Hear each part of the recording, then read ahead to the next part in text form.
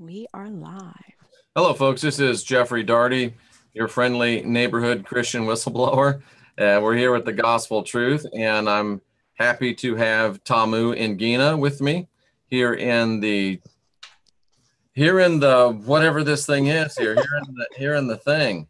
And we're glad to have her with us. We hope to be joined by our Wayne Steiger here in a little bit. We kind of last minuted him, so not sure if he'll be able to join us or not. But Tamu, you had an interesting day today. Tell us what you did. Well, today, sorry, as soon as we started, some of my things fell on the floor. I went to visit a friend of mine who has a big, gorgeous farm out in Shoemakersville, Pennsylvania, and I used natural local clay of mine and made two sets of runes. Very nice. And I released two butterflies, and it was a lot of fun. So you're raising these butterflies, are you? Yes. Very I did. I raised one of the butterflies, and I have a caterpillar who is about to make a cocoon or a chrysalis. Actually, caterpillars do not make cocoons. And I learned something really interesting today about caterpillars. They actually, when they're ready to go into their chrysalis form, they split right down their backs and they literally turn inside out. That sounds painful. They turn inside out, hang upside down, and wiggle their way and create their chrysalis around them. So are you like a foster mother for butterflies? For monarch butterflies, yes. Very interesting. Very, very interesting. So we're going to talk today about the tarot of the August 21st full solar eclipse. And Tamu, you're the one that told me about this. What in the world are you even talking about, the tarot of an eclipse? Well, I think it was on Sunday, not your normal Sunday morning show, and our Wayne Steiger mentioned something about tarot birth cards. And I was like, that's really interesting. So I Googled it, and then I thought it would be interesting to put into the tarot birth card generator for August 21st for the solar eclipse. So you were thinking outside the box. I suppose so. And you put in the birth card generator for the day of August 21st. August 21st, 2017. Yes, yes. Interesting. So in your mind, you've got the birth cards for the solar eclipse. Yes. Very And interesting. What were the birth cards? well, the first one is the Hanged Man. The first one is the Hanged Man. Okay. And do I have Get that my right? Hanged Man. And I brought my jumbo size cards Oh, this there you go. time. So I don't have to keep putting my glasses on. The Hanged Man. Okay. And this Empress card is the second card. And I found that quite fascinating. So these are the cards for the birth of the solar eclipse. Yes. Which one did you pull first? Do you remember? Well, oh wow. When the generator brings up the cards, because Oh, that's right. unfortunately, right. Yeah, this is I'm gonna figure out how to do it so you don't have to use a generator. I'm sure there's some sort of method behind it. Uh, but these are the two cards for August 21st. So I suspect that for each day of the month, there are cards that correlate with it. And on the generator, the Hangman is first and the Empress is second. Oh, okay.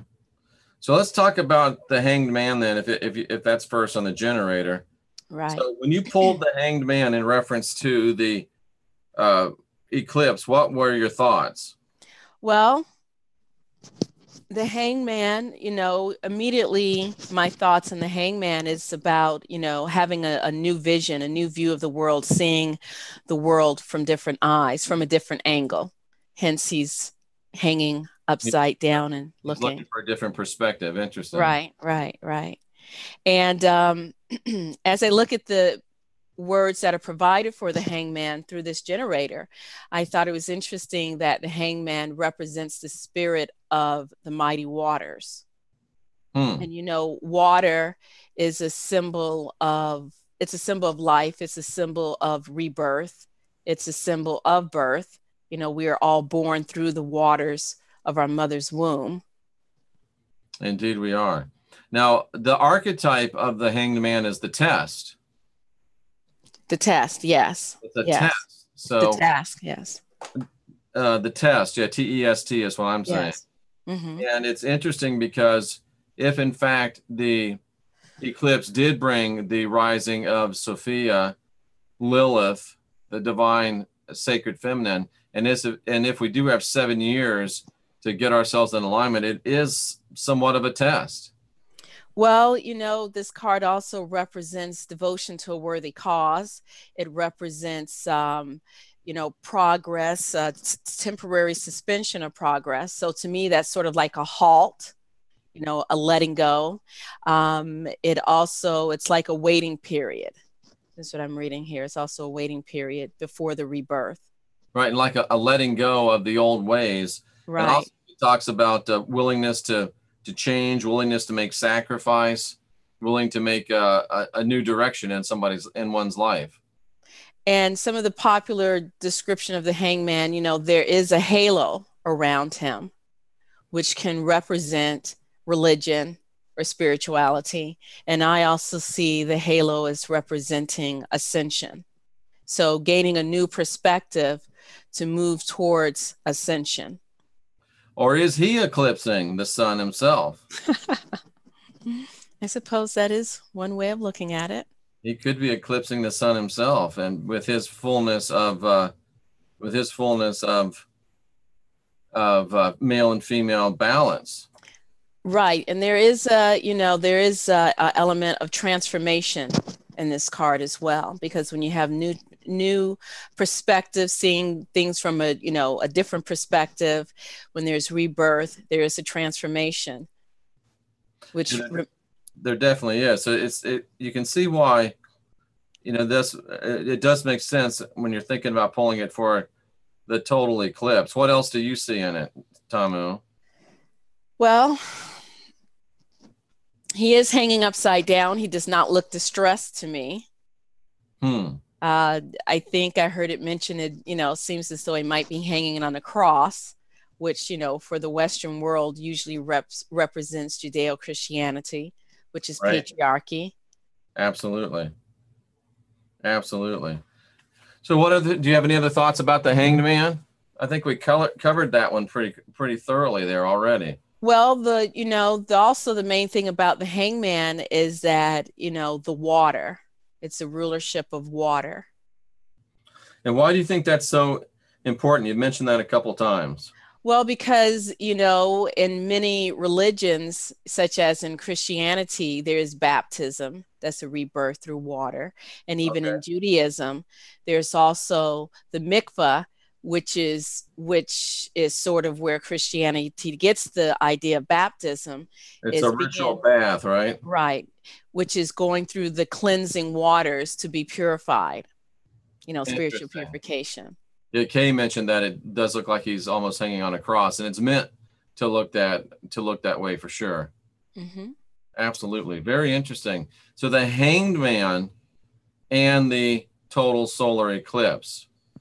Now, what about the Empress, Tamu? Let's see, the Empress.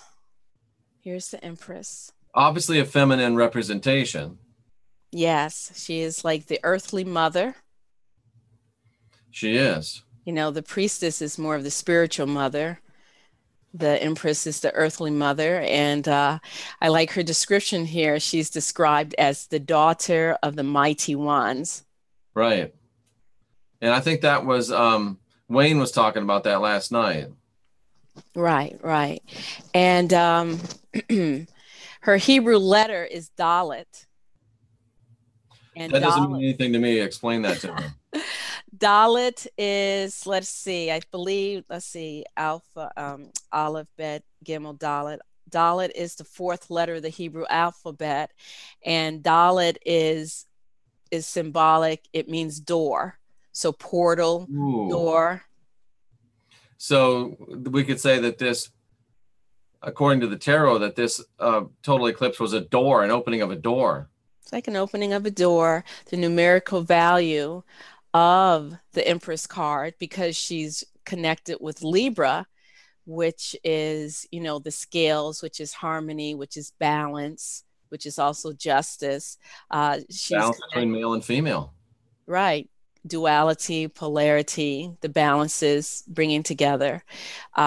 She's also represents the numerical value of 9, which is a completion.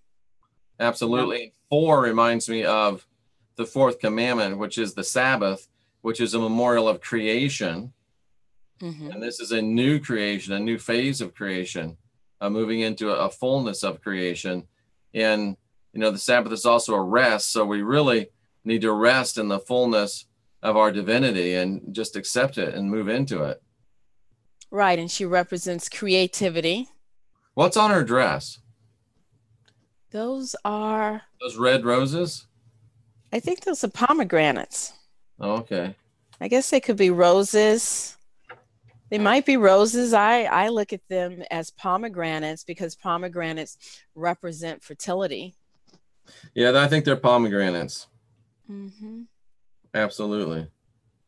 So it's all about growth, fertility, femininity, sacred feminine.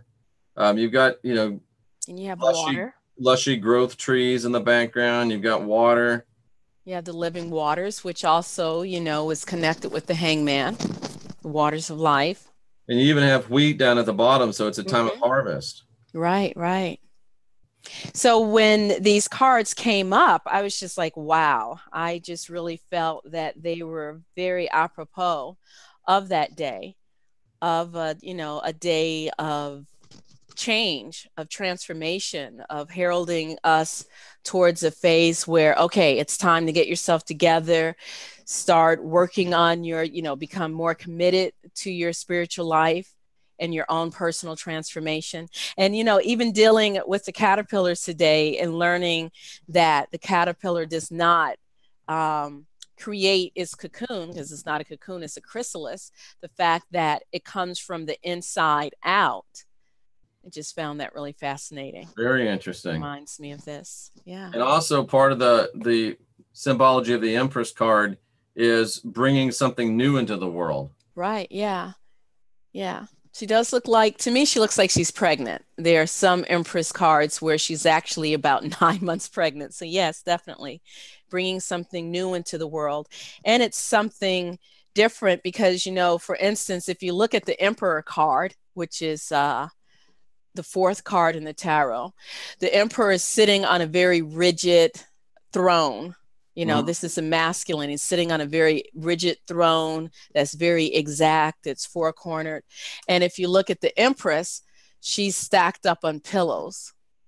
Right. So that's a little bit, to me, more of a softness. Yeah. So it's definitely the masculine and the feminine is definitely exclaimed there. I don't see her. She doesn't look pregnant to me. No, probably not so much in this card, but she is a card of fertility and fecundity. So, she could be.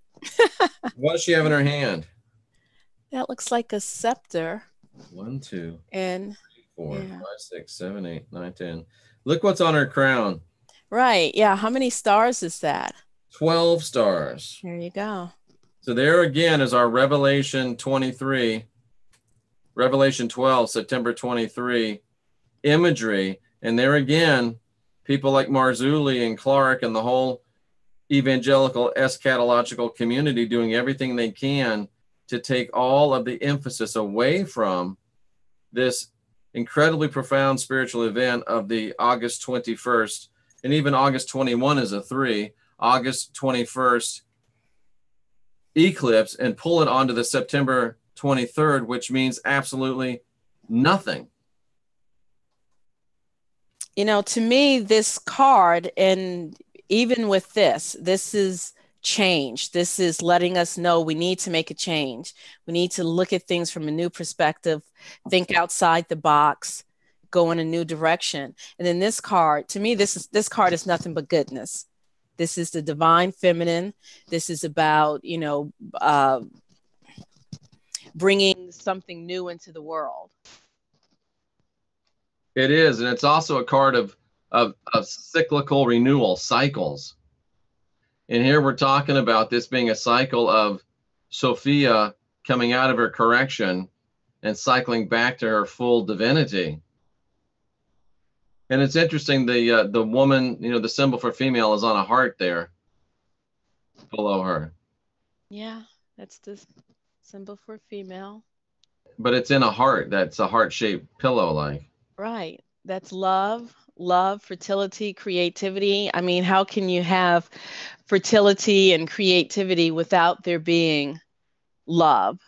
Well, there's been some fertility and creativity in the past. Lust. Well, would you say the priestess is more about lust?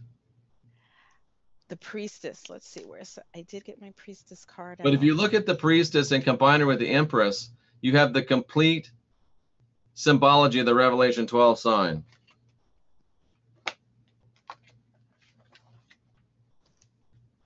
How about that?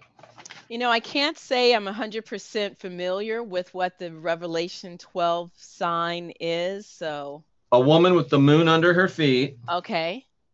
Crowned with 12 stars. Which is this one. It's both of them. Yeah, it's a combination. Right, right. And you said that the empress is more did you say the priestess is more the spiritual and the empress is more the earthly? Right, yes. The priestess is our spiritual mother, the intuitive, the perceiving, the receptive.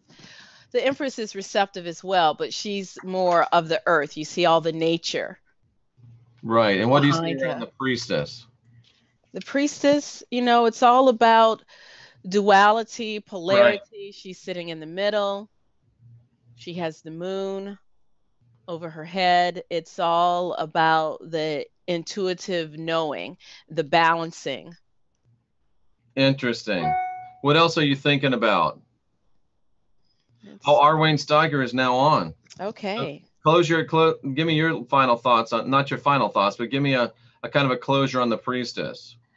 Well, the priestess, I see that she has a record. She has the Torah, which is the written law, which is, can be interpreted either as the laws of man, the religiosity.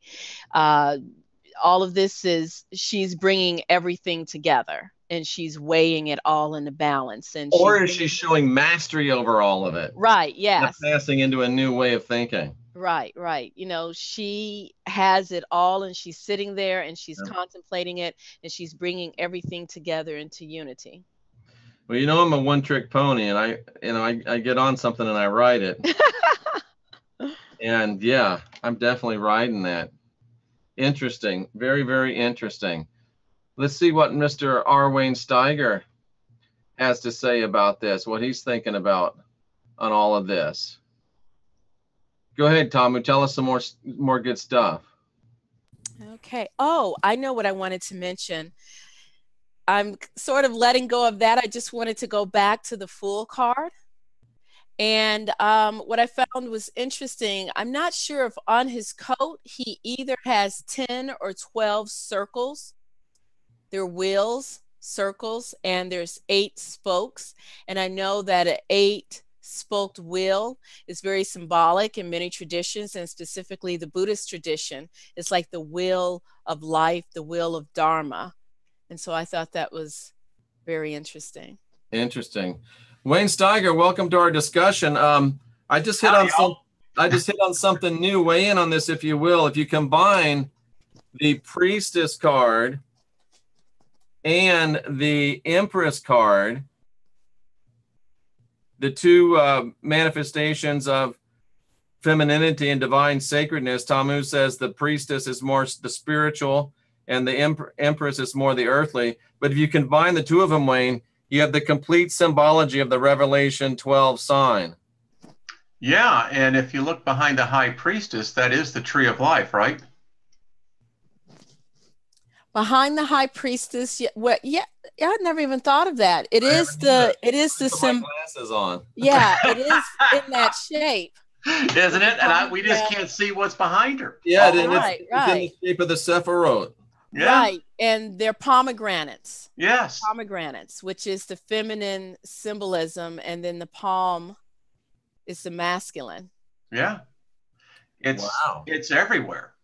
It is everywhere. And it just shows me why these evangelical extremists and these eschatological, I won't say anything mean about them, they're working so hard to take away the symbol, that to distract us from the symbology of that solar eclipse, which was a tremendously spiritual event, and pull us into an event which is a nothing event. It's a made up, it's nothing but hype. Yeah, I was reason why I was late, I was just finishing up a program I was doing.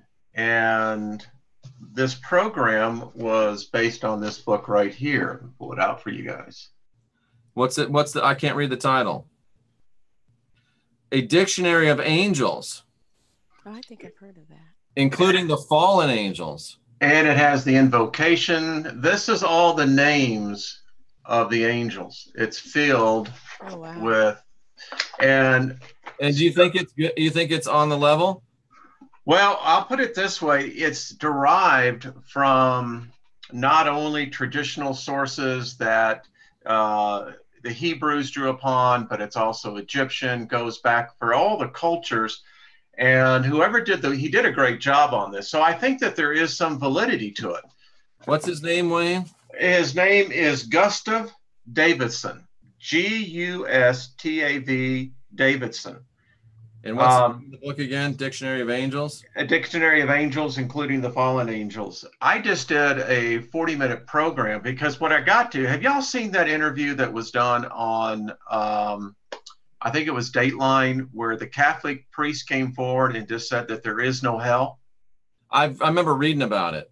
I have the video. And when you see this, he just lays it out. So this is what got me going. From last night conversation, Tamu, I went in and I said, okay, the tarot has to have its roots, which we know, that goes back into many different cultures. And the mystery of the tarot is very much the mystery of the angelic language. And there is an angelic language, and there's an alphabet. And if you can start learning it, I'm finding it that it helps me to understand that when I look at something and learn the tarot, that there are great forces behind it. That was my whole point. It's starting to sound like an episode of Supernatural. Well, listen, I think that might be part of the deception. If there's and they also drop a lot of truth in that show, even though it's kind of a campy, silly show. And I'm definitely Team Sam. Well, you have to sift. You kind of get those nuggets out of there. And Wayne, Team Dean or Team Sam? I say it's what ladies go first always. Tamu, Team Sam or Team Dean? I've never watched the show. Never. Maybe one episode. Isn't that where it's like the younger Superman? No, this is about the two brothers that hunt supernatural demons and things. And go out okay. No, I've never seen it. Yeah, I've never seen it. It's actually really good. So, I actually saw an angel. I really did. I have too. And I was at Grace Christian Center, and Ron Tucker was up there giving his message, and there were about 7 other people in the congregation of 1,000 people. You told me this. Yeah, that saw the same angel. And it was an archangel, big dude, dudette or dudette, I don't know. Are angels sexual? Do they have proper genitalia? Well, if you read, there was a movie done on, it was a trilogy done on Gabriel and the battle that took place. Have you seen that? With Virginia Walken? Yes. That was great. The Prophecy, I think it was called. Prophecy. Thank you. What a great movie. Whoever wrote the script on that, I got into it. That person knew angelic script. They knew a lot. They really did. They knew a lot. So who are these creatures? And here's my point. I know it's a little bit off the subject, but it's all kind of related, is that if these beings can exist in multi dimensions, they're here, they interfere with our lives. There's over 100 trillion of them. Then when I do something like divination, do you think there's foundation of it? Yes, there is. Are they aligned with us or against us, would you say? That's, it's interesting. That's what I ended my video on. How do we determine the good guys to the bad guys? They're in an angelic war. And this is what I'm finding out. This war has been ongoing for a long time. And so when people come like this, when we start learning how to begin to work the tools that have been given us, and the angel. What do you have there in your hand? This is my deck of tarot cards. Okay. Just got in. Now, Denise asked, how did you know it was an angel, Wayne? Well, that's a good question, because I was in a setting where I interpreted it as to be an angel. Interesting. Literally, it was an alien. Yeah. I mean, that's what they are. The scripture says that we have entertained angels, and I have literally done that. I was teaching a Bible study in Germany, and this guy walked in. He was a high-ranking Army guy, and he said he did the Bible study, and then I said, where can I take you? He says, well, I'm just going to sleep in the Flughafen or the airport, because he didn't have a room. And I thought, that's weird. A high-ranking Army guy would always have a room. And I went to some of the guys on base and said, hey, can he stay with you? And they all said, no, no, no. So I said, I'm not going to let you stay in the airport. I'm going to take you to my house. And I took him to my house. And as soon as he walked into my door, he said, may peace be on this place. And he had this Bible, Wayne. It had this script on it I'd never seen before. And then my wife at the time, the mother of my kids, she made a real nice breakfast of steak and eggs, and he ate it. And he said that he had seen me preach several times, and it was just the craziest thing ever in Washington. And then I let him out in front of this building, and it had about at least a 200-yard sidewalk to the door. And I let him out. He got out, and I said, okay, I'll see you. And then I looked up into the rearview mirror, and he was gone. Completely, totally gone. So I had definitely entertained an angel unaware. So, Tamu, when you have the High Priestess card and the Empress card, I see this now as also a structure and order. How do you mean, Wayne? Well, each one has its position and its power structure. Each one has ascendancy of authority within the dominion of what the card is showing. And so when I look at these cards, the Empress, well, then I look at her. Is she as equal to the priest, or is the queen and king on level with the priest and the priestess? So if we interpret the priestess as the spiritual embodiment manifestation of the divine feminine, and the Empress as the earthly embodiment of the divine feminine, what are the male counterparts, Tamu? Tom is doing that Illuminati thing again. Did you see? What would the male counterparts be to those two cards, Tamu? So the male counterpart to the priestess is the magician. Oh, that's so good. Okay. And then the other one would be the emperor. We just looked at him. The emperor. That's right.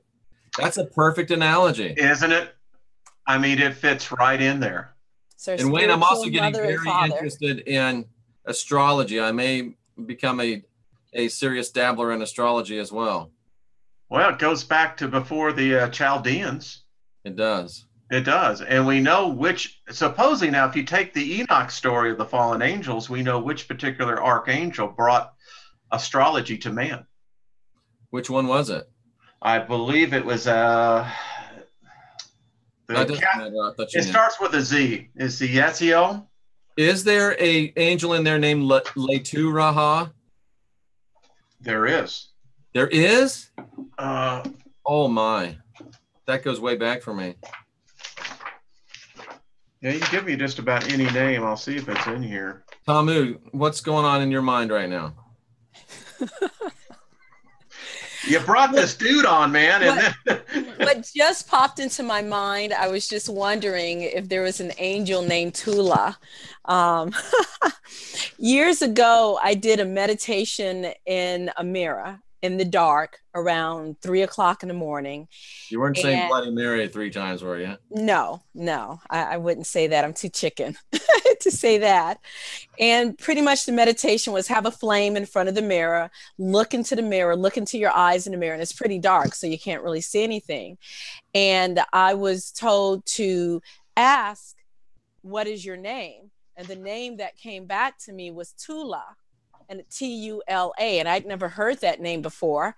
So later on, Suspiciously close to Tulpa, but go ahead. Tulpa, is that the Could where it you? be Tual? Yeah, Tual. No, I don't know, but Tula is what I Yeah. heard.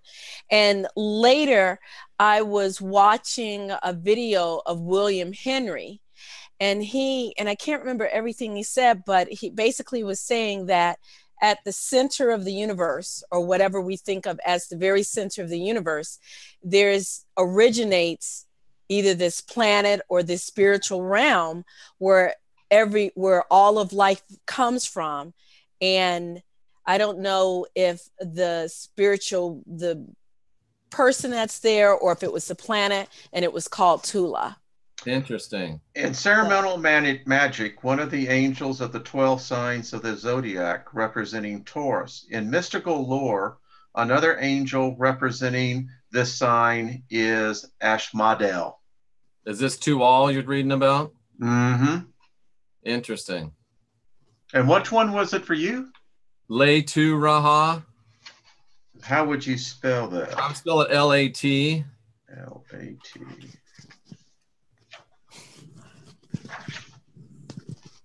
Interesting.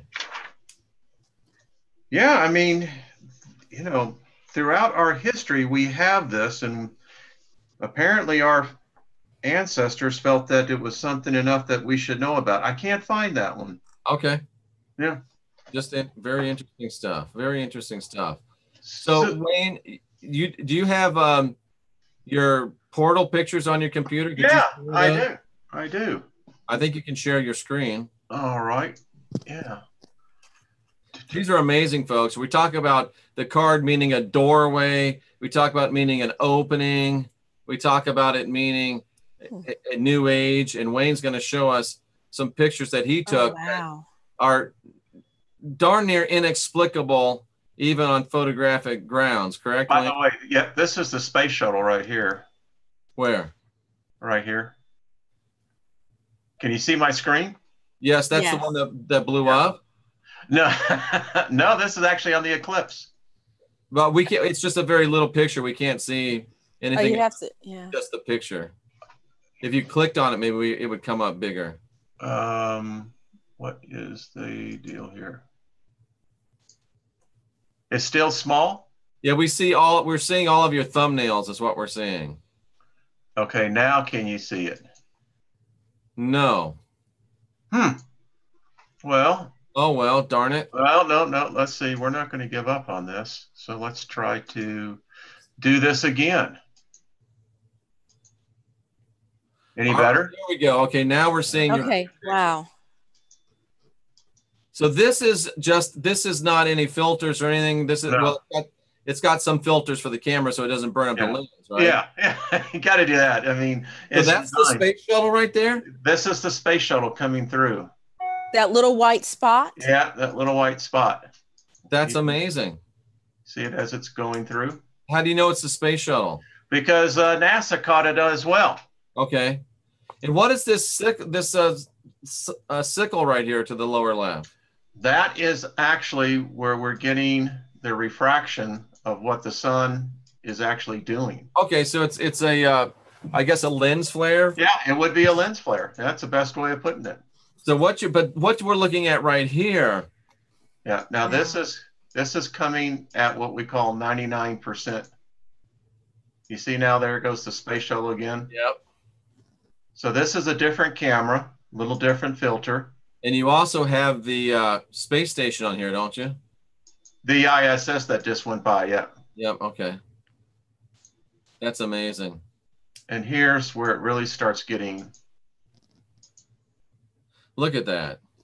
There it is. Look at that symbolism. So that, I mean, that if you ever you're talking about a portal, what else would a portal look like if it's not that? I don't know because as you can see, and now there's your owl, and that looks yeah, suspiciously like the headdress of the high Hathor, the priestess. high priestess. Look at this. This is what, as one guy said, you know, they got hold it up closer to the camera if you could, so everybody can see your headdress, please. Wow, that almost looks exactly like it. Look at that. And watch this one as it really gets going. Wow, look at that. Thank you, Tamu. That's exactly what it looks like. It looks exactly like her headdress. Where's my camera? There it is. Exactly like her headdress. And there it is at its peak. Look at that. That's amazing. Or I could see an owl too. Some people say an owl. Yeah. But And there an you owl go. is supposed to be symbolic of Lilith. It is. Again. And this is really an object. I don't know what it is, but it came out of here and we got it on camera. You can see it. And I'm going to advance the frame. There it comes That's out. an object. Right. And it's gone. Yeah. What do you think it is, Wayne? I think it's a portal. That's all I can say. I really What do you do think believe the object is? it came out of it. That's all I know. I mean, it could be, and you can see the before. There's before. Then. So there's no way it's a speck of dust or something like that? No, no. But there's the peak of it right there. So that's what I captured. A craft of some sort? A what? A craft? Well, you know, I caught the space shuttle, so you know, yeah. And it looks like it has engines on it to me almost, or some means of propulsion lit up there. Yep, it literally came right out of here. But there was that's the psychic image I keep getting right there. That's the peak.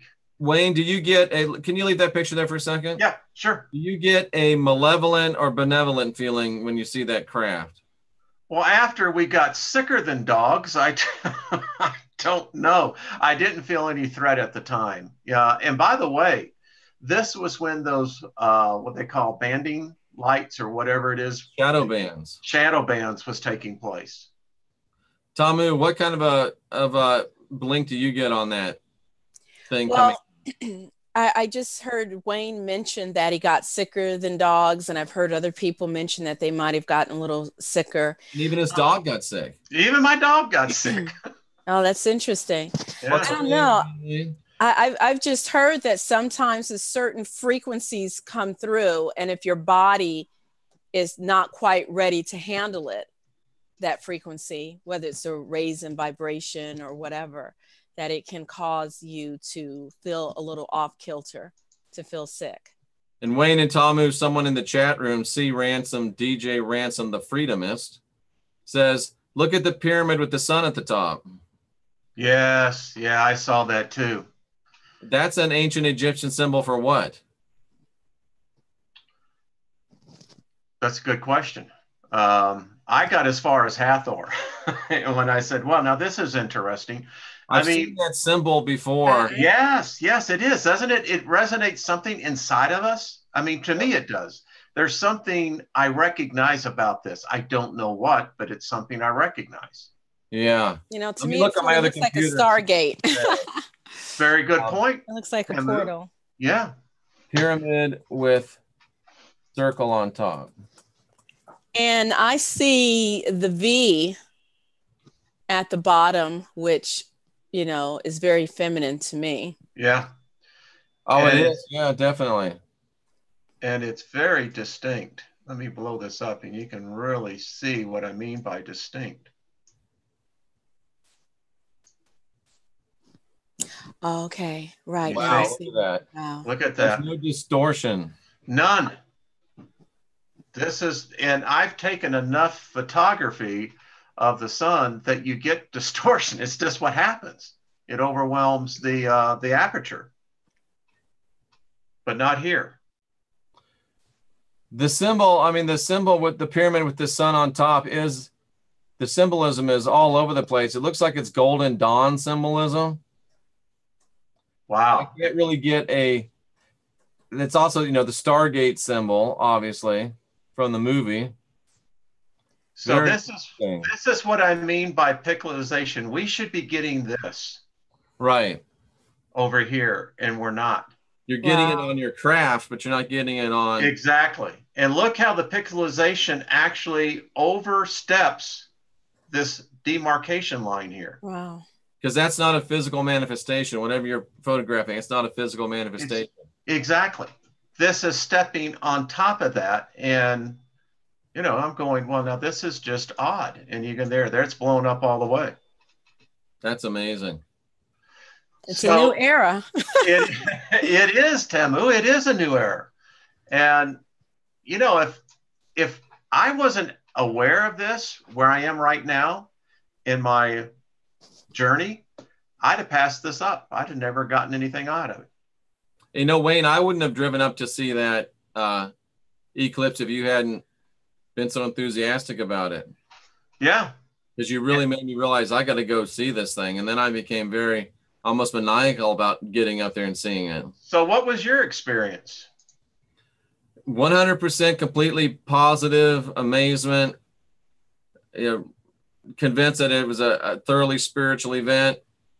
Convinced that the veil was very, very thin between dimensions. Had several messages from beyond that I conveyed to people at the time. To me, it was immediate, incredibly profound. And I didn't have, look at that. There is not one. And look at those right there. What are those to the right of the main spike? Yeah, right What here. do you think of that? I don't know. Wow. Interesting. And no distortion whatsoever. Look at this. That's amazing. And I'm telling you, this is the event, and they're working so hard for this September 23 thing to take away all of its thunder. And there's a reason why they're working so hard. They are working hard. So I'll turn this back over to you guys. But yeah, I don't know. And it's, I don't know, but I can tell you what. Tamu? Huh? Okay. Yeah. If they're working hard to keep us distracted, to keep our vibrations low, to keep us down, to keep us focused on everything that is external of us, rather than going within and doing our work and raising our vibration, keeping our frequency high. They are trying to keep us in a fear frequency. There's no doubt about it. So do you know what's happening to our sun right now? No, what's happening to our sun right now? We are in the midst of multiple solar flares. And I did a video that I've posted on the channel. We haven't had this type of activity in years. We're supposed to be in the Mulder minimum. And our sun, I have actually, I can actually show you. Got it here. Give me 1 second and I'll pull up and I'll show you what I mean. So these are really extraordinary times. Very. And let me tell you, what I'm going to show you on this video, it's going to be extraordinary. And let me pull it up. And then I'll share it with everybody. All right, here we go. Great. So allow me, let me get back on. Oh, I have, Doc Illusion just said in the chat room that 9 represents the goddess. And I was going to say that 9 also represents represents the completion of a stage. And I just remember that the Hebrew word emit, which means truth. So 9 also represents truth. Amazing. It's all connected. Can you see this? And what are we looking at, Wayne? We're obviously looking at the sun. This is amazing. This sun group came out of nowhere. And watch as it gets near the end, you'll see the development of a complex. This, by the way, is about the 3 sizes of the Earth. We could put 3 of us in here. What is it? This is a sunspot group. And this is where we're getting our C-class flares. And watch, you'll see right at the end. You see what happened? Wow. So go ahead. Along with the vein of sun gazing, getting your energy from the sun. A lot of people really believe that the sun has information, that the sun has information for our DNA, that it's not just a ball of heat. I'd agree with that. Can you see that? The video? No, we're No, we seeing don't see Okay. a bunch of thumbnails of suns. Yeah. So I have to do another screen share of that. There we go. So you do believe the sun's 93 million miles away, right? Well, I look at it every day through my telescope. Yeah. And, if that's 100 million miles away, okay. I mean, it may not be 100 million miles away, just in case.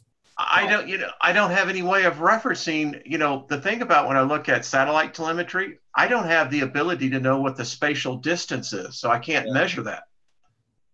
But I'm just telling you here, we are in for a little bit of some action that, you're going to start feeling it probably in the next day. Radio frequencies are going to go out, probably cellular phone's going to go down.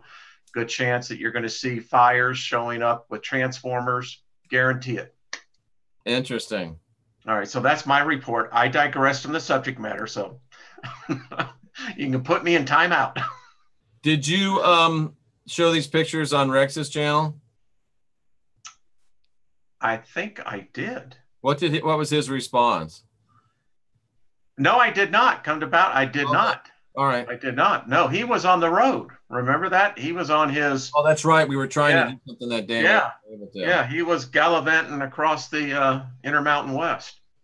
Yeah, absolutely. Going up to see L.A. Marzulli and Scotty Clark. Literally, he was. Was he really? That's where he went, to that Watchers Conference. I'll tell you what, Wayne, they kept that thing very hush-hush, because if I'd have known where it was, I'd have been there. I would have been there. That would have been great. What would you have said? I would have tried to set up a table and have my competing book, and I would have been engaging. I might have even protested outside and just got up on a apple box and talked outside. Well, I actually bought something, so the next time we get into a really good discussion, we can relax, calm down now, don't stress. I'd have just been out there with a big bullhorn saying this right here. That was bullshit. That's what my message would have been. So Tamu, I'd like to ask your idea on angels, because a lot of the teaching we get is from ancient Hebraic writings. And very much we know that the archangels are very much surrounded by Yahweh. They carry his name on him. How do you think that they're actually real, or is this something that, is this part of mythology or the lore now? Well, I've never been one to really delve into the realm of angels. However, I do remember when I received my Reiki 1 initiation, and I received in my mind an image, and it was an image with two X's put together, X, X together. And it really sort of stuck in my mind, and I always wondered what that image meant. And then it means stay thirsty, my friends. Dos Equis. I'm actually pulling up an alphabet. And here. He just went to the moon, so there's another tie-in. See? They sent the most interesting man in the world to the moon. Or not the moon, to Mars. Okay. Commercial, seriously, you left. And so then years later, I was watching this Rabbi Winkler, can't remember his first name. He's really more into the earth-based paganism, Hebraic, and the witchiness of the earth-based religion. And he was doing shamanic drumming. And on his drum, he had the 4 symbols of the archangels on there, 4 or 5. I don't know how many they are. And Gabriel, I believe, was the double X. There's 7 archangels according to Hebraic. Okay. Yeah. See, I'm not really. Can you name them? I'm sorry? I said I could name them if you want, but I know there's Gabriel, there's Raphael, who is the angel of healing. Yeah. And then Uriel, Uriel. Yeah. Yeah. Raphael, Uriel, Gabriel, Michael. Michael. Yeah. Michael. Michael. Yeah. So those are the only four I can remember. Zadkiel. Zach, okay. That's 5. Ariel. Ariel, okay. And we're missing one, and it's an easy one. Is it a Raphael? Gabriel. Gabriel. I said Gabriel. Gabriel. Well, anyway, we're missing one, but that's not too Okay. bad. So what's your take on that, Jeff? Real or not? Angels, or are they Yeah. your thing? No, angels. Do they exist or do they not? I think they exist, definitely. And I don't have warm fuzzies about angels. I know seraphim are reptilian. Yes. And So angel in Hebrew is Molach, which means messenger. So Moloch, Moloch. Moloch. Yeah. Moloch the god, Moloch. No. Let me look it up. How would you spell it? I know they're messengers, but what are they messengers? Right. Well, yeah, not really sure, but they're messengers. Well, so they're not that warm and fuzzy Doreen Virtue angel. Yeah, they are messenger. known as, in fact, Moloch. There's a reason people fall as dead at the feet of every angel that ever showed up. This is true. This is true. Doreen Virtue just lost her mind, I understand. They're spirits, messengers, and intelligences is what they call them. There's 22. I actually broke out their hierarchy, and it's quite fascinating. I don't think there's much difference between angels and demons in my mind. Well, there's the question that I asked in my audience was, okay, so if a demon can possess a body, supposedly, well, couldn't an angel? Yes. And then the question comes down, why are they so interested in us? Because they don't have this bodily ability that we have. I mean, even on the astral realm, a physical body is highly prized. It is.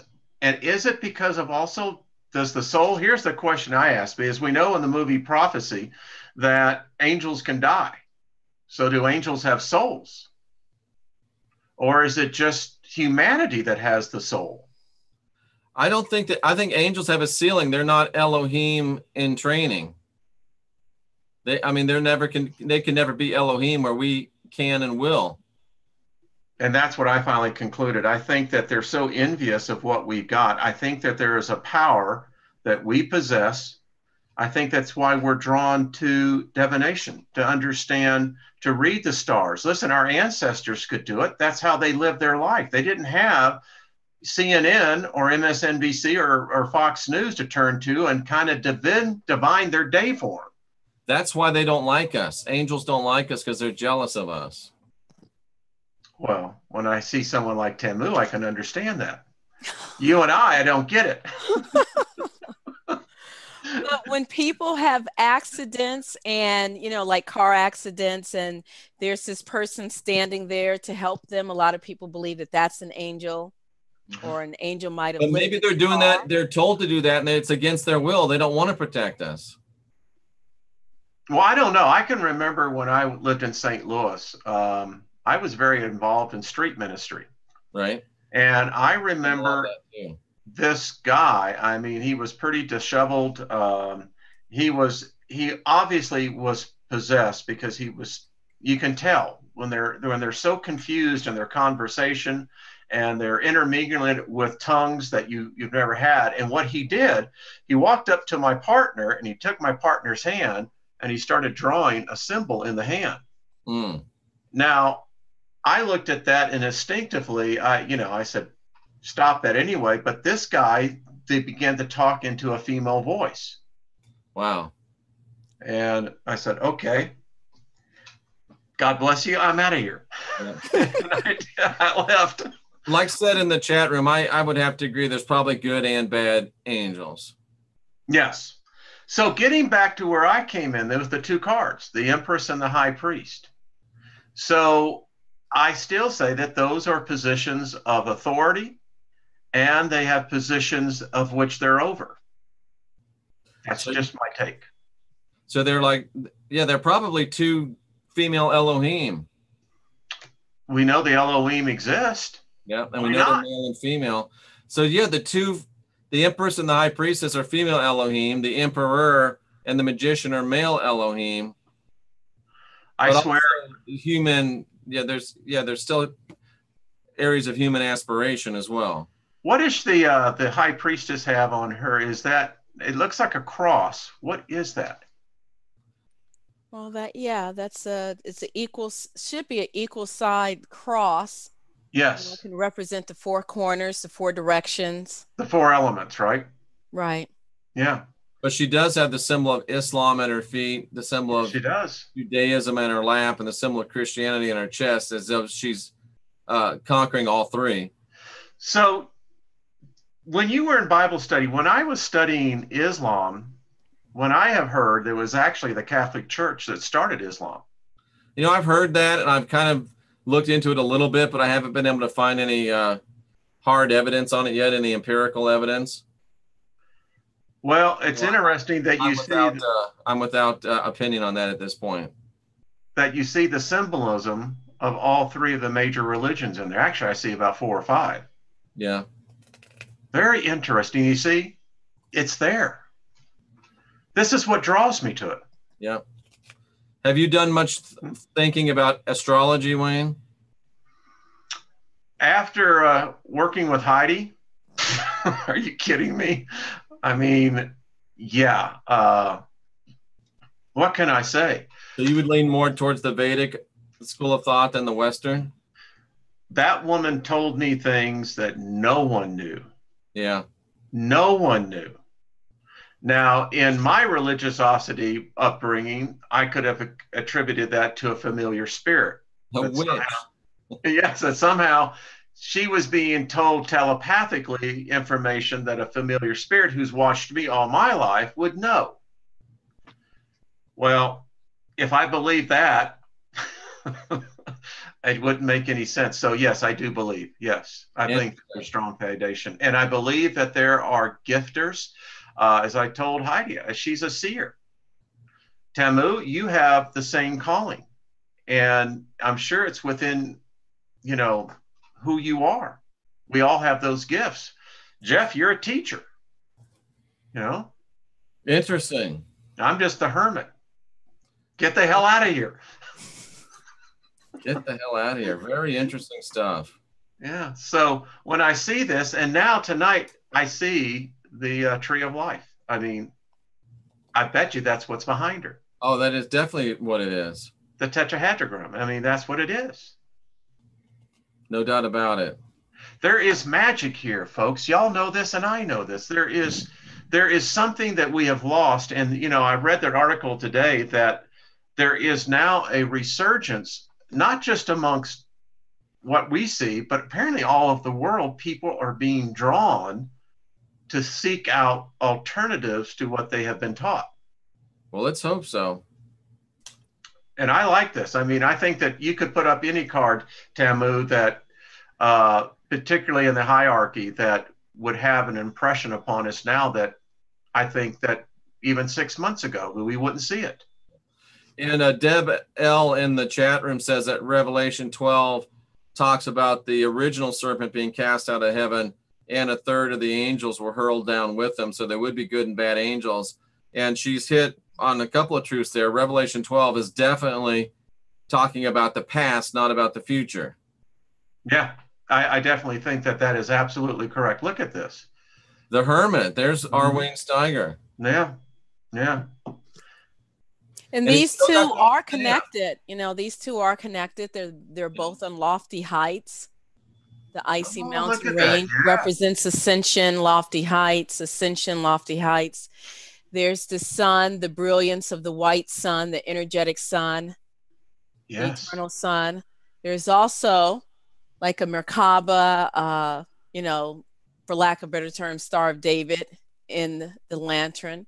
Not Merkaba, Merkaba. Yes, the Merkaba, the unification of the yin and yang, the masculine and feminine, above, below. Well, you jumped down my throat for saying Shekinah. Wayne, she doesn't like us saying Shekinah. Shekinah. Shekinah.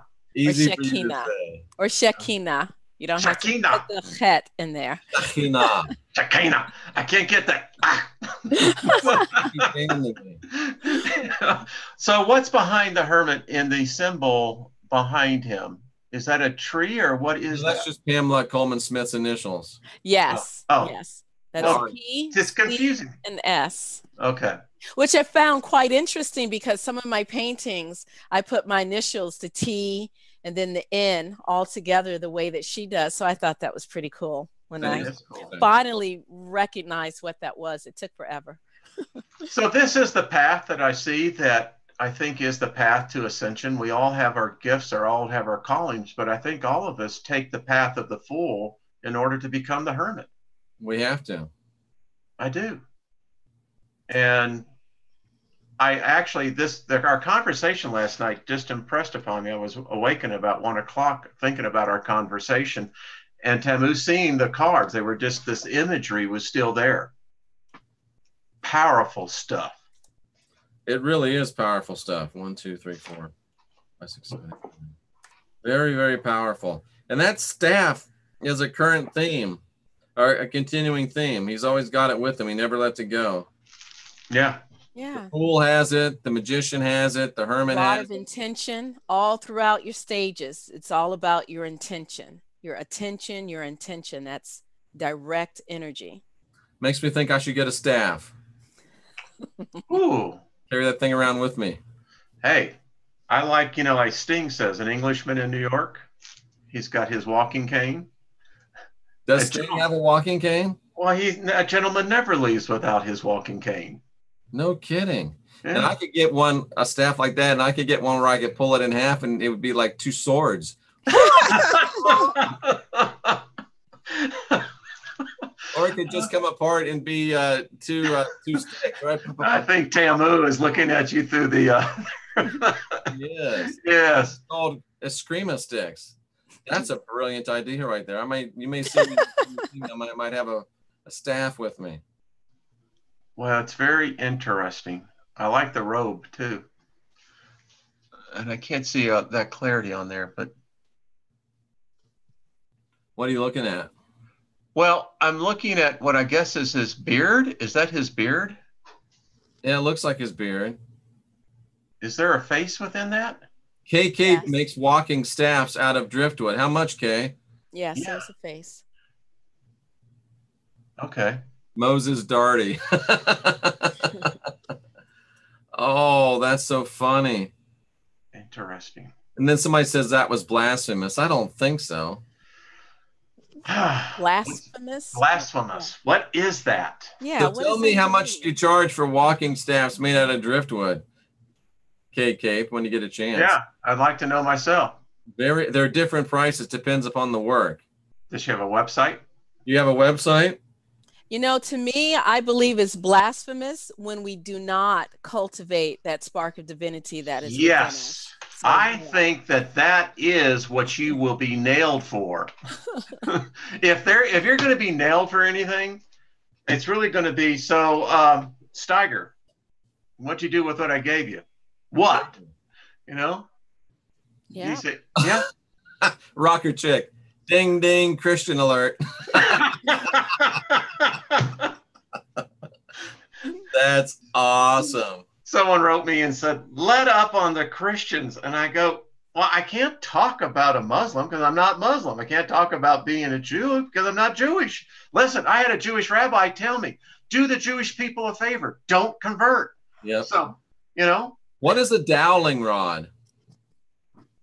a dowling rod. Isn't that, I don't know.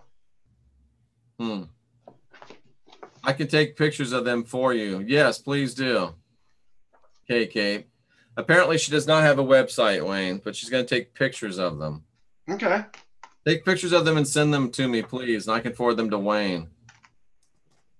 And again, you have the full ascension, the height of the mountains, that's the height of spirituality, the hermit, as well as the height of spirituality. And even in the hangman, like I said, you have the halo around him, which reminds us of ascension. And even the golden hair, it's not all about being blonde. It's the golden hair represents the spiritual knowledge and the ascension. And is the hangman on? He's on a tree, right? Yes, he Right. is. And the tree is, it's not a dead tree. It's a I've living noticed that. tree. It's a living It's a tree. living tree. And the T, the cross that it forms on there, what is that called? It's The Tau. is that what it is? Yeah. And Maybe. it is kind of reminiscent of crucifixion in some ways too, I think. Mm-hmm. But I also find It's definitely a product of their Victorian age, aren't they? oh, yes, yes. Well, as I did in this video today, our whole conception of hell is a product out of the Dark Ages. Because I It's mean, all these people on these cards are all lily white. I just noticed. well, I'm sure you can probably get some. Notice the hangman, how he's got his legs crossed. Is that a 4 that he's supposed to be representing? I was just thinking the same thing. If You it's saw that? Yeah, but it's an inverted 4 and a reversed 4. it is. So what would that be for? But on palm. Tamu, what do you think? Well, 4, as I've had a friend constantly remind me, is it's like a perfect number, you know, and there's 4 corners of the world. To me, 4 is also a number of completion. It's the 4 elements that's, you know, created the world, that we're all created from, that we create with. Turn that upside down. Is his foot bound or is his foot like he's dancing? It's I think it's bound by a golden thread. A golden thread. Oh, isn't that what is actually been described? Is that actually what connects the spirit and the soul? Yep, the Yes. silver cord, the golden Yes. cord. Yeah, that connects us to the divine. Yep. Yes. In the Toth deck, he's bound to the gallows by a snake, and then there's a snake underneath him too, about ready to bite him. In the Toth deck.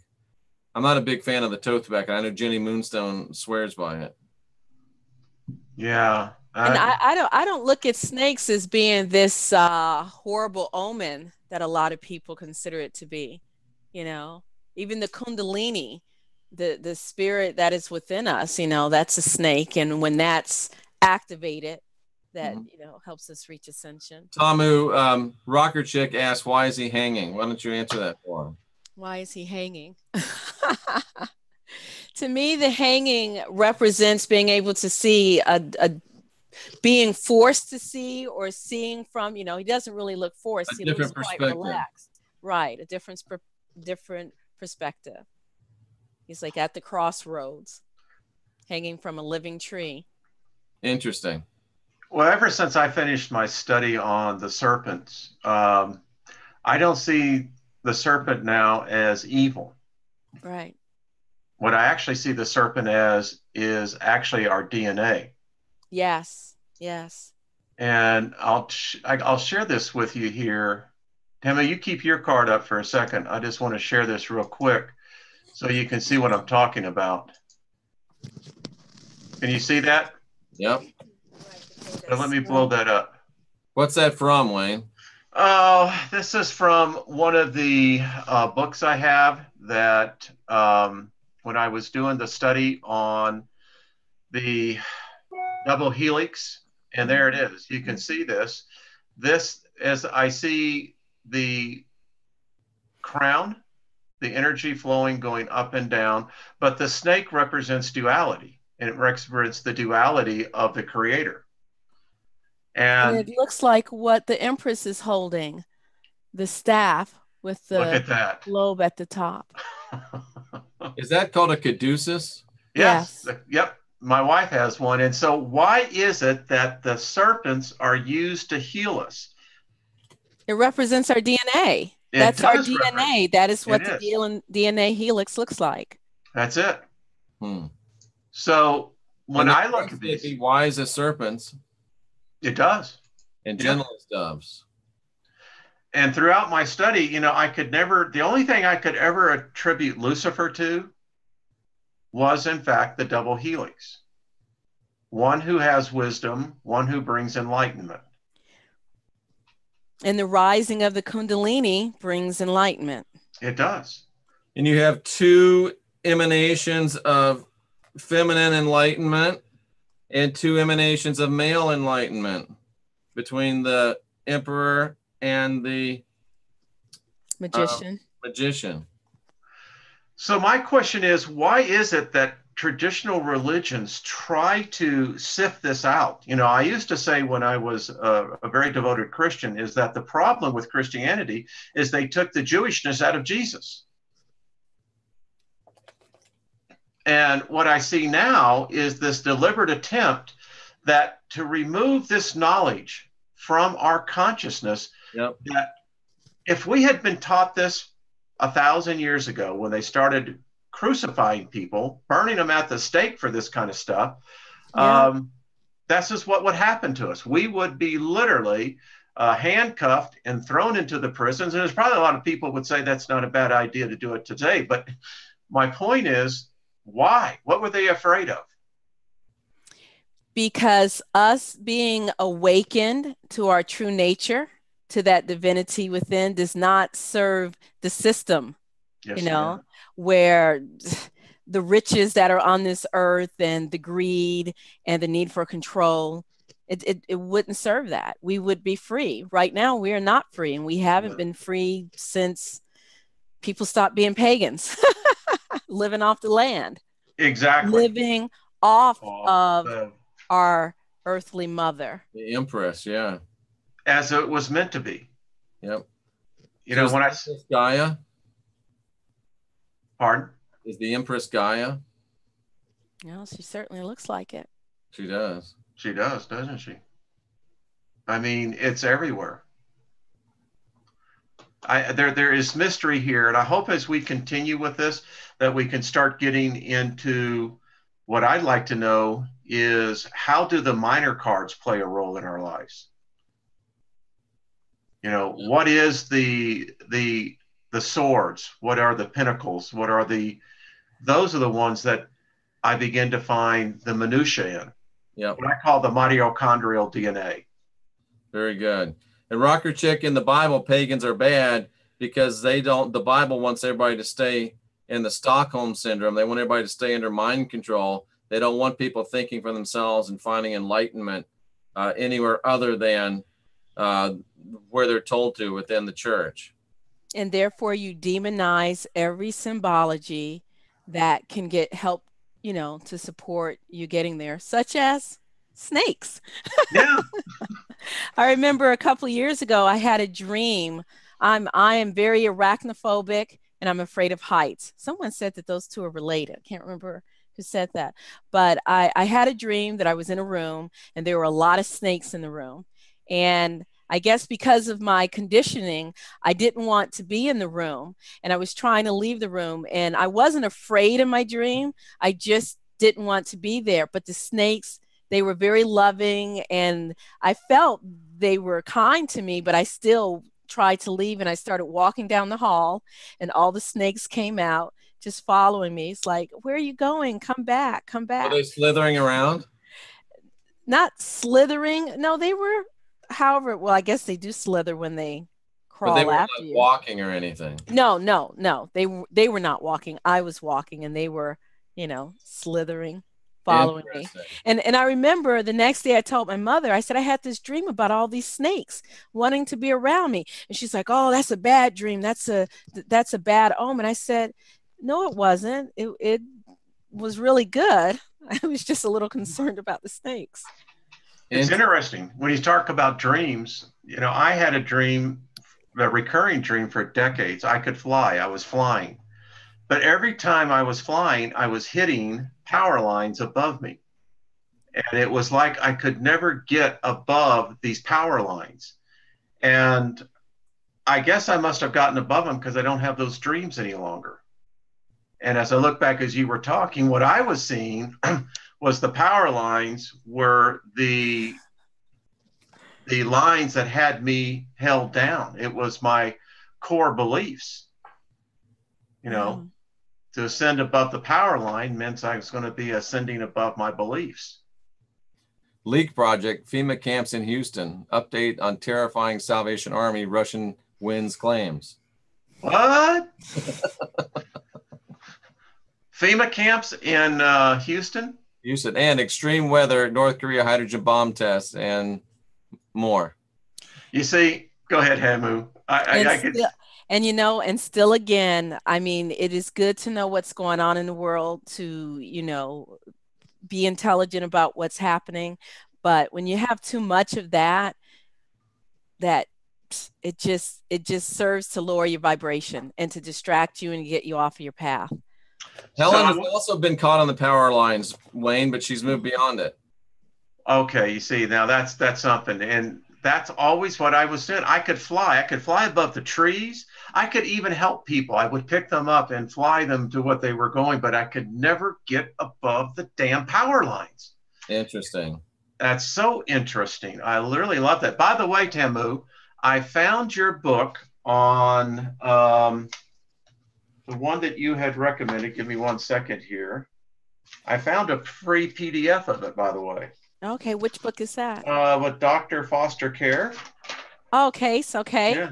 And send me your email and I'll send it. And anyone else, I'll send you the link, who's ever wanting it. You want it? Okay. So I found it. It's a free PDF. And it's not pirated, right? No. It is not. It's actually, I got it off Google Books. So being an author, I'm sensitive to that. I just have to say. Well, listen. God forbid, we would never violate copyrights or intellectual property rights. Absolutely not. Never. I know all about that stuff. Hey, I can sell you a bootleg copy, though. Yeah. Exactly. No, it's all legit. So anyway, and I also took upon, after finding a couple of other suggested books, I went on Amazon, so I ended up adding to my library. Thank you very much. Very good. Yeah. That's awesome. That's awesome. Yeah, there's a lot of that stuff out there, and I agree with Tamu. It's good to know the facts of what's going on, but we gotta, I don't know, I think I asked Wayne that. What's our responsibility of not being promoters of fear porn versus letting people know what's going on? So if we have a crazy guy that's got nuclear bombs, well, this is how I look at it. I can't defeat him. I wouldn't want to. I wouldn't want to. Are you talking about Donald Trump or Kim Jong-un? I'm talking with the guy that's got the bombs. The point is that collectively, when I meditate, balanced humor there. I'm usually. I like that. Balanced humor there. Mm-hmm. I think I can do more up here than I can do here. Yeah. That's just the way I've taken it, and I'd like to find a group that, listen, if we could all get together, let's say at 6 o'clock, whatever our time zone was, and spend just a couple of minutes saying, all right, today, what I am going to do is I'm going to surround Kim Jong-il. And what I'm going to do is that I'm going to start bombarding him with harmony thoughts, because the man's very conflicted. He has a view of reality that I don't understand. That's very enlightened of you, Wayne. We're not trying to make him sick or kill him, but flood him with harmony. Listen, you get it. And Trump as well. You get these people to, when they start feeling that urge and when they make that change, they become our best advocates. Yeah. You say one more thing that's not pro-Trump, and I guarantee you Heidi will be here within 30 seconds. No, I said we should send that positive energy both to Trump and Little Kim. Little Kim, I like that. That's very true. And when we talk about Trump, listen, whether you like the guy or not, I mean, he's in a meat grinder. He really is. This is what I want to say about people that hate Trump. Get over it and get empathy, because your hate is what your hate is going to do. It's going to separate you from humanity. Yeah. Doc Illusion just earned a timeout. It's the fact that, why don't we just send him thoughts that say, well, I want to encourage you, Mr. Trump. I want to be there because I know it's hard. And listen, a kind word, a kind thought. I do the same thing with Barack Obama. I do the same thing with Nancy Pelosi. I do the same thing.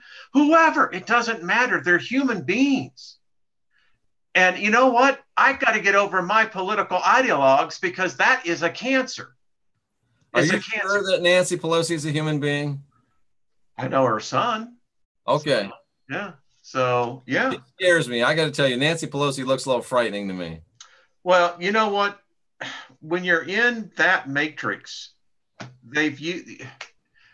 listen, I have compassion because those are souls now that have been wrung out. Yeah, that's a good point.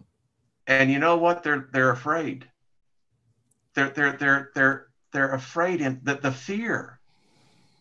And if we can't, we've got to start having empathy for even those whom we hate. That's a good point. Otherwise, I dare say we're going to go through this over and over again. Yes. Yeah. Yes. That's why I really like the two of you. There's an energy flow that combined produces a harmonic. That's a frequency. And if it's joined by others, that as we get this, we become a power within ourselves.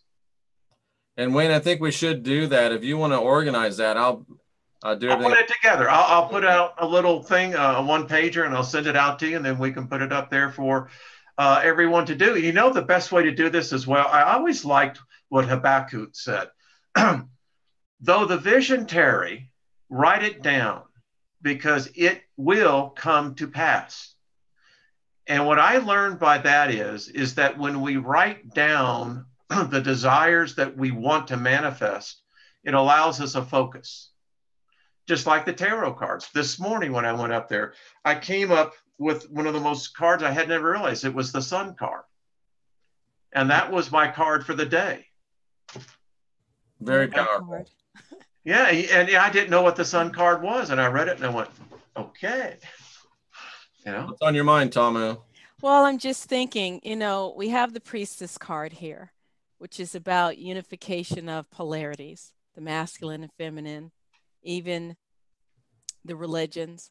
And we have to, as Wayne, I keep calling him R. Wine Steiger, as Wayne reminds us, having empathy, compassion for our fellow man, because at the end of the day, whether it's Kim, whether it's Trump, whether it's Obama or Bush Putin. or whoever, Putin, Mrs. Pelosi or Mrs. Pelosi, these are all human beings. They are. We are all made of the same stuff.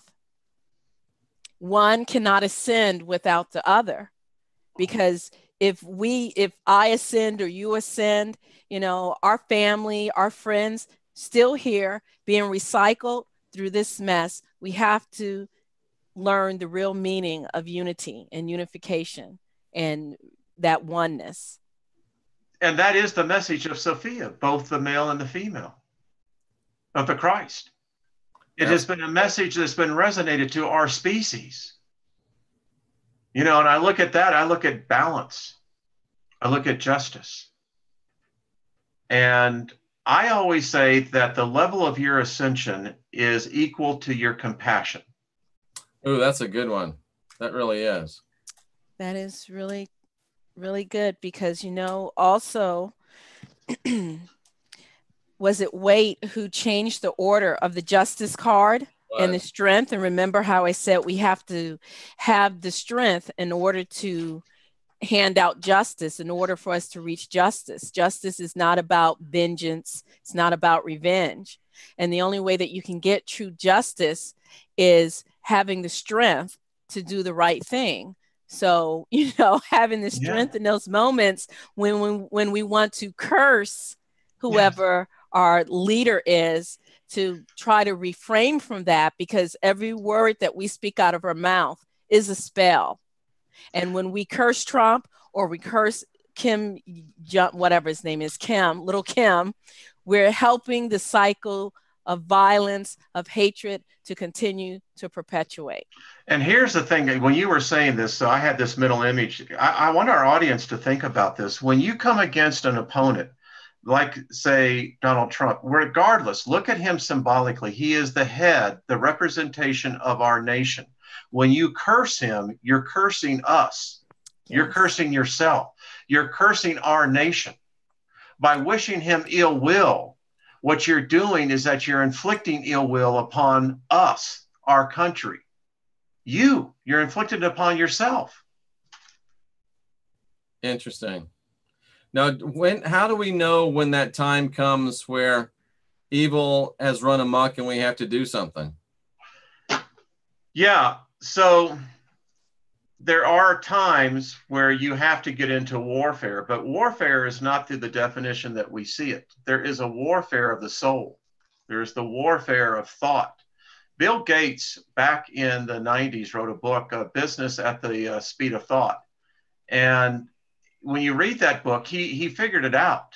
He figured out a truth, and it is thought. Thought can absolutely exceed the speed of light. And it is powerful. It's powerful. And so evil, when I see it now, the only thing I know what to do is to be forgive. If I look at evil and say, well, I forgive you, I've just rendered it helpless. But we don't say forgive enough. We don't say that enough. What we say is our opinion.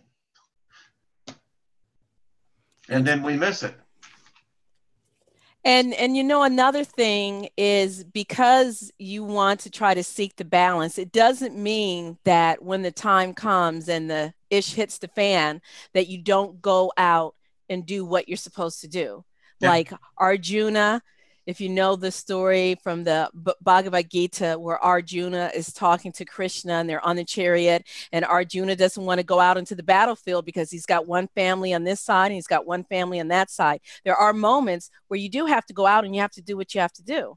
You know, yes. I've been in situations where I have had to do what I needed to do, and I did it. But at the same time, even though I was defending myself, standing up for myself, taking whatever legal actions I needed to take, yes. Still in my thinking, in my mind, I try to still have compassion, not curse whatever the situation was, the person in my mind, but still have compassion towards that person, but still put the hand of law down and do what needed to be done. We live in a reality of causality. There is cause and effect, and every action has an action or repercussion. And you're right, Tamu. I've had where you have to sometimes take action, but you can do it in a manner that it's not vengeful. Right, exactly. It's a lesson to be learned, and that's sometimes those painful lessons. It's justice. That's what justice is. And sometimes, though, you have to be, let me rephrase that. Does the time arise where we have to be the strong arm of justice? Definitely. I'm a mother. I'm a mother with children.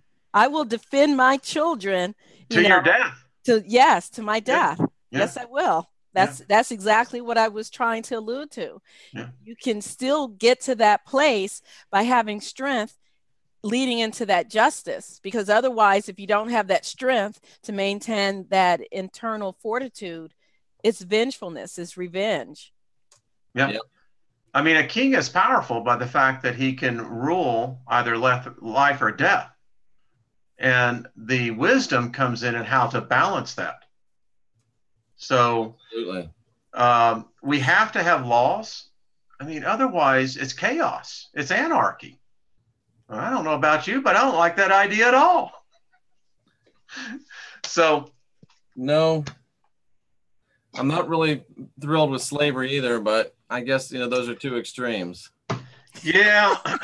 Well, like, do we want, taxation without representation? We hate it, but taxation with representation is not that great either. I don't advocate the use of plants that induce visions, but those who feel that calling, I think once you get past the psychic barrier, I know with myself, first time you get out of body, you realize there's other things out there. You're not afraid of them anymore. I mean, I can walk into a dark room and I'm not afraid. I mean, actually what I'm trying to do is actually see the dark. That's great. Yeah, that's another step. That's another step up the ladder for sure. Yeah, that's one of those trust things, It's like, well, let's really get out all the heebie-jeebies, because we all got them. I mean, that's why we love going into haunted houses, Right. It's look at Tamu going, well, I don't. Well, all right, let's go on the amusement ride analogy. Is that the reason why I think people like fear is that it stimulates. It's actually addictive. You think about it, most people worry.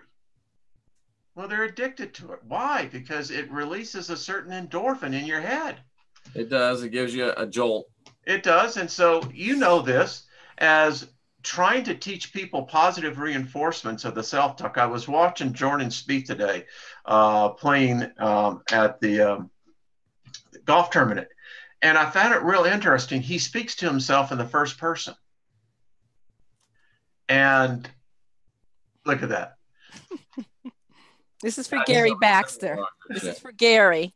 What do you mean he speaks to himself in the first person? Give me an example. Well, he shanked a shot and he said, "Come on, Jordan. You knew that you were going to do that." And the great people that can focus, they know how to speak to themselves. They speak to themselves in the first, second, and third person. Yeah. And that, to me, that's what they teach the elite athletes to do. It's part of the visualization. Yep, you self-talk yourself. Yep. You create it. You know, he creates the shot. And when I heard him said, I looked over at my wife. I said, "Lynn, did you just hear what he said?" He said, "I saw you do that, Jordan." Whoa. Yep. Now Conor this is McGregor is big on that too. Yeah. And he's doing all right for himself. Yeah. Well, I mean, you know, Jordan doing all right himself, being 24, and look what he's doing. But so I'm learning these lessons and applying them to what we're talking about here. Absolutely. So that's my 2 cents worth. Great stuff. What do you have to say to wrap this up, Tamu? I just continue to encourage people to take time to go within, get to know themselves, follow your example, create morning rituals, create rituals that help to, they're like training wheels. They help to direct the intention, the attention, the intention, your energy. And the more you do that, the more confidence you have in that, the more you'll be able to go within and then ascend. Yep. I like what you just said, ritual. And that is really what we have failed to understand. We do it all the time, but we don't define it. Exactly. I like that, Tamu. I'm going to write that down. I'm going to put it up on my wall of fame over here. Absolutely. That's good stuff. Powerful stuff. What is my ritual? I did have a Wiccan Freemason on the show not too long ago. And? Oh, he's awesome. Yeah. Please bring him back. Please bring him back. Okay. I'm going to have to check that out. Which show was that, Jeff? I need to check that out. Probably put, look up the name Travis Thorpe, Jeffrey Daugherty, Travis Thorpe, YouTube. You'll probably find it. Okay. Or I could send you the link too. Cool. Yeah, I mean, listen, they have a knowledge. I bet he had some knowledge. He did have some knowledge. Yeah. You can't be afraid of knowledge, people. I mean, I remember the first time I went into the chemistry lab. Yeah, it pulls right up. It's called Freemasonry, Magic, and the Occult with Travis Thorpe. Thank you, sir. Thank you. Boom, pulls right up. You be the man. Gotta like that. And Tamu, you be the gal. She definitely is. You the gal. All right. Well, I could stay here all night, but it's getting late for you guys. It's 9:30. Tamu turns into a pumpkin in 25 minutes. She does. She's one of those early sleepers, early risers. So am I. So it's a good way to be. Yeah, you know. I have healthy, wise, and all that stuff. No, I just like getting up early.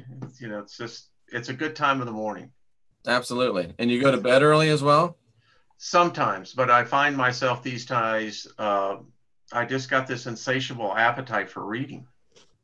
You know?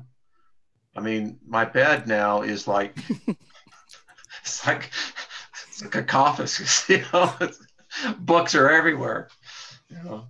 So, yeah. Excellent. Well, thanks so much, guys, ladies and gentlemen, boys and girls, children of all ages for this. This was another great show. So I hope you got a good idea about the tarot of the eclipse, some new perspectives on the eclipse. Thanks to Wayne Steiger for the tremendous pictures of the eclipse.